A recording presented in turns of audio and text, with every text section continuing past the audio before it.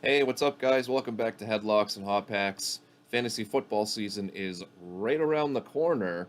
So today, we're going to be doing something a little bit different. First time here on the channel. I'm going to be doing a mock draft, go over some of my strategies. Possibly you can pick up some tips, maybe some hints and tricks that you can apply to your league. So stick around and maybe you'll learn something today. Who knows? Let's find out. First things first though, make sure you like this video and of course subscribe to the channel if you have not. The first thing that I will tell you, it's a pretty kind of a basic info for fantasy football players, but leading into the draft, the number one thing you want to do, make sure that you are prepared. Do your own research, make sure that you apply anything here to the settings of your own league, whether it's a dynasty, PPR, all that good stuff. We are just going to be doing a standard 12-team draft this time around. So, again, you always want to be prepared for your draft, whether it's like making your own rankings, taking a look at some players that you might possibly want to target for your league. So that's definitely a key thing. Of course, every year there's going to be some leagues where somebody who has no idea what they're doing ends up winning, basically off of dumb luck. You don't want to be that person. Play the percentages and do your research. Okay, we are using ESPN today. The draft is about to begin. Personally, in my own league that I'm in, only one person in our league ever really knows what pick they're going to have, and that is the number one pick. Everybody else doesn't know until draft day, so today I took the fifth slot in this draft. Part of that preparation that I talked about is I will usually mock draft in a few different spots, lower, mid, which is where I prefer, and then higher up, just because, again, I don't know where I'm going to be drafting for real, so I have to kind of like play things out and see how things might go so I can have multiple strategies going on in this meager mind of mine. Okay, here we go on the clock in the first round. So here I'm thinking lead bell cow backs who aren't really in a timeshare are kind of few and far between this year. I feel like there's a lot of top receivers. I'm not thinking quarterback here. Some people might think tight end like a Kelsey. I think you can find premium tight ends later on. This is way too early for that, and I'll explain more as we go. But just looking at who is here, I'm just going to go with who fell to me here. Austin Eckler. Minor injury concerns there, but I'm going to grab him over McCaffrey and Najee Harris with my first round pick. So as I'm waiting for my second round pick here, like I said, some people will like look at taking Kelsey or top tight ends here in the first round. Really in the first 3 rounds or so. I feel like that's too high. Personally, my strategy is to wait on tight end. I think that you can still find quality later in the draft. I'm not really for drafting a tight end that high because generally the top tight end overall at the end of the year is going to score probably about 150 points. And I'd much rather take a shot at a running back or a receiver who could go up and over that in the first 3 rounds. And get a tight end who can hover around the 100-point mark in the later rounds. I'm chasing points, really, and tight end is not a position that is generally lucrative for that, outside of like a Travis Kelce, maybe, or like a Mark Andrews last year. So, again, I'm always waiting on tight end, but that's just my strategy. Here we go, late round 2. Running back is really starting to thin out, just as I suspected. We don't have to wait too long for our next pick, and I still kind of like what is here for receivers, so I'm going to wait until the next round to grab a receiver. And again, it's kind of working out that I'm just going to take the guy who has fallen to me. Chubb is just sitting there. I also like Javonte Williams as well. Both these guys are in timeshares, kind of, sort of. Williams with Melvin Gordon and Chubb with Kareem Hunt, but I'm going to grab Nick Chubb here to pair up with Austin Eckler for my second round selection, and look receiver here in 3 and 4. Okay, a little bit earlier in round 3 now. There's still some of the receivers there that I was talking about. Someone did take Kelsey, like I said. It's still too early for me for tight end. I'm pretty sure I got Justin Herbert in like round 8 last year, so still way too early for me for quarterback. I need skill positions. The receivers left all either are not clear-cut number ones or have QB questions. So I am just going to... I've got my eye on a couple of guys here for 3 and 4. I kind of like I'm going to try to go back-to-back NFC East here. First with A.J. Brown, who is now in Philly, of course. I'm not sold on Jalen Hurts, but all the guys here, like I said, either have QB questions or aren't the clear-cut number one. And then I'm kind of eyeing Terry McLaurin for my round 4 pick. Hopefully he is still there. If not, there's still some other decent options here that I can go with at receiver. Okay, round 4. Unfortunately, Terry McLaurin did not make it to me. So again, we're looking at guys with still QB questions, timeshare, or not timeshare, but not the clear-cut number one. I had this guy last year. He just got a contract extension, so he should be happy this year. Obviously, there's QB questions, but there's still a good chance that DK Metcalf could have a very good year. So round 4, after the season he had last year, obviously with Russell Wilson, I will go for that. Pair him up with A.J. Brown, and hope for the best there. And before I get to my next pick, obviously I lost out on Terry McLaurin there, which brings me to my next little tip there. It's always important to have backup plans. So you might have this if you print off your own rankings, but you might want to plan A, B, C, and D. Once McLaurin left, I had kind of some guys in mind that I would want to pick ahead of that. Or, you know, you say, like, okay, it's 3 picks before I go, and McLaurin's still there.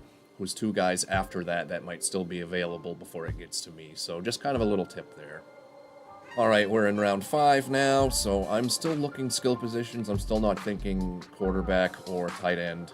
I still want running backs or receivers, so I can shore those things up, and basically any possibility of a guy who might pop off and explode. Running back is getting pretty thin, so I think that I'm going to take one here. The options here are not the best, but I'm kind of interested to see what Travis Etienne does this year after missing all of last year. Kind of an unknown, so this is kind of a dart throw here, but for a third running back, I'm willing to take the chance here. Okay, it's round 6. I kind of took a little bit of a dart throw on an unknown with Travis Etienne in the last round. I can kind of start thinking tight end quarterback here. I am not this time. I still want to go receiver or running back. Running back is super thin here. I'm going to work on my receiving core. And I'm going to take a look at this guy right here. And I'm going to take Michael Thomas. That's a pretty good value pick, I think. Jameis certainly is not a scrub. He can throw the ball. And Michael Thomas was an elite wide receiver for many years. Kind of forgotten about after missing all of last year, much like Etienne. But Thomas, much more of a known commodity, so for a third receiver, I think that's pretty damn good, so I'm willing to take a chance on him in the 6th round here. Round 7, QBs and tight ends are really starting to fly, which will kind of bring me to my next tip, be able to adjust on the fly. I'm torn on taking a quarterback here, or going for either Clyde Edwards-Helaire or Cordero Patterson. I like having a chance at a guy that might explode, but I am going to go quarterback here. It's kind of around the range where I usually start thinking about it. And this might surprise some people, but I think Denver is going to explode this year with Russell Wilson at the helm and all those weapons. So I'm going to take him over Brady, Burrow, and Rodgers. That's just kind of a feeling for me, but feel free to also kind of go with your gut as well. Calculated risks is kind of the name of the game here on draft day. Round 8, here we go. I'm not really liking anything that is there at receiver. Tight end has really dropped off. I think that I can wait as I go lower down here, and I've kind of got my eye on Hunter Henry. He's a guy that can kind of get me maybe close to that 100-point mark. So with this pick, I'm going to kill 2 birds with 1 stone. I'm going to grab a handcuff, but a very productive handcuff. Somebody that can kind of slide into starting lineups, even if Nick Chubb is playing, and I'm going to grab Kareem Hunt here. I generally, lower-end handcuffs, you want to wait until the end of the draft, but like I said, where Kareem Hunt is definitely a productive player, even though he's in a timeshare, kind of sort of with Nick Chubb, being a third down back, he still produces, so I can insert him in my starting lineup really at any time. Alright, we're in round 9 now. I'm still thinking receiver because I have my eye on some guys in some later rounds here. Like I said, Hunter Henry last round. He is still hanging out there. And then there's also a running back lower down the list who I think has a chance to be a lead back this year. So I'm going to hold out hope that guy is still there. I'm kind of checking out receiver here. There's nothing that overly excites me, so I'm going to go with a guy that's had a lot of preseason hype here in replacing Devontae Adams. I don't know if you can you can't replace Devontae Adams. But I'm going to take Allen Lazard, who, like I said, he could be the clear-cut number one for the Packers, who are going to throw the ball a bit. Well, I don't know. They might run the ball quite a bit this year, too, with something like A.J. Dillon's going to get more work alongside Aaron Jones. So Lazard, kind of a value pick for me there. Depth pick. Okay, round 10. Some people might start thinking, like, defense here. I still think that that's way too early. I usually wait until the last 3 rounds for defense kicker. And again, unless they start, completely flying off the board and you don't want to get stuck with a really crappy one, so you want to be able to adjust. Unfortunately, my Hunter Henry thing did not quite work out like I had hoped, so I'm getting a little lower to the bottom of the barrel for tight ends than I would have liked, but again, I don't really put a premium on that position. I'd much rather take shots at guys that might score, over 150 points and grab a tight end who might score 100. So I'm going to just grab Irv Smith Jr. here and kind of hope for the best, really. Hope that the rest of the team can make up for that. We are creeping towards the end here. Now we are in round 11. I definitely am still looking running back, wide receiver. Basically everything is on the table here for me outside of defense. And the running back that I was talking about earlier that I think has a shot at being a lead back, he's on a bad team, but it's Marlon Mack. He's had some productive years in Indianapolis. He's clearly the most talented running back, in my opinion, in Houston. So for a 5th running back, I'm willing to take a shot on him here in round 11. And you never know, it could be a really smart draft pick, but it's depth at this point. Round 12. At this point, some people I know like to do like backup QBs. Like, I'm not really considering another quarterback at this point. I have Russell Wilson. Barring something catastrophic, I should be all set. And generally, you can find somebody to fill in for a week here and there if you have to on the waiver wire. So I'm not going to waste a roster spot that I don't need to. Again, I'm just going off potential. Anybody that might possibly explode.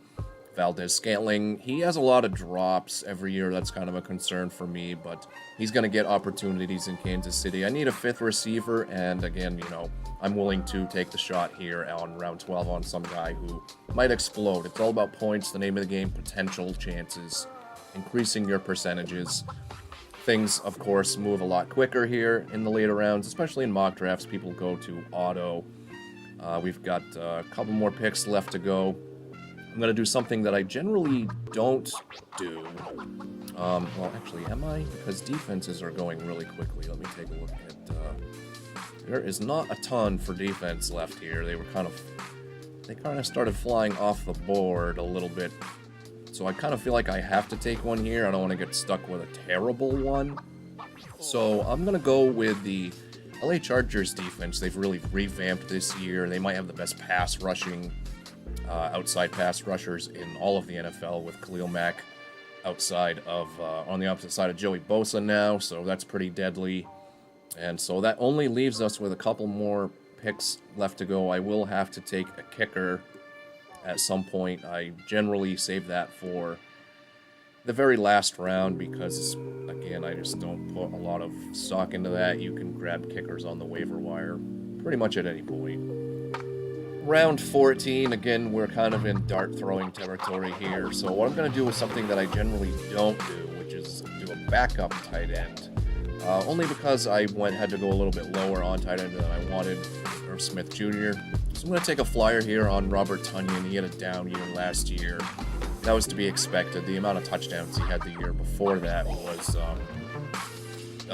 pretty much an aberration, something that you don't really see. But this is just taking a chance, so we'll see what happens. But again, dart throws in the later rounds here. And everybody else before my next pick is auto. So that is going to come right back around to us. I still need a kicker, and I could take another skill guy here. Looks like a lot of people were going with kickers.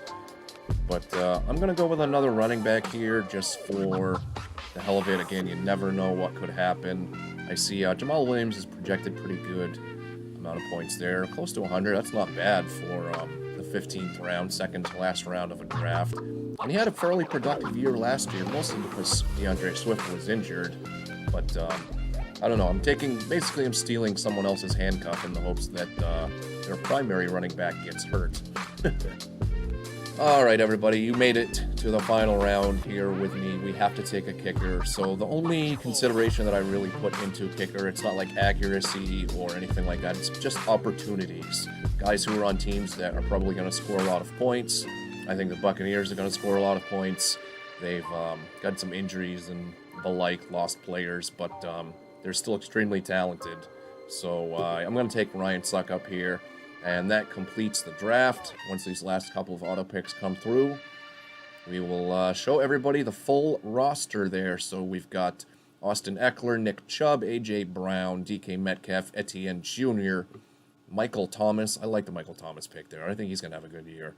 Russell Wilson, Kareem Hunt, Lazard, Irv Smith, Marlon Mack, Valdez Scantling, Chargers defense, Tunyon, Jamal Williams, and Ryan Suckup. So that was my squad for this mock draft here. Again, hopefully I gave you something that you can use in your own draft, apply to your league settings, whether it's the scoring, dynasty, however your league is set up. Again, hopefully I gave you something of use with just my own personal strategies. But that's all we've got for this video. Hopefully you guys enjoyed it. We might do some more fantasy stuff similar to this throughout the season, kind of like maybe looking at the waiver wire, maximizing all your roster spots throughout the season.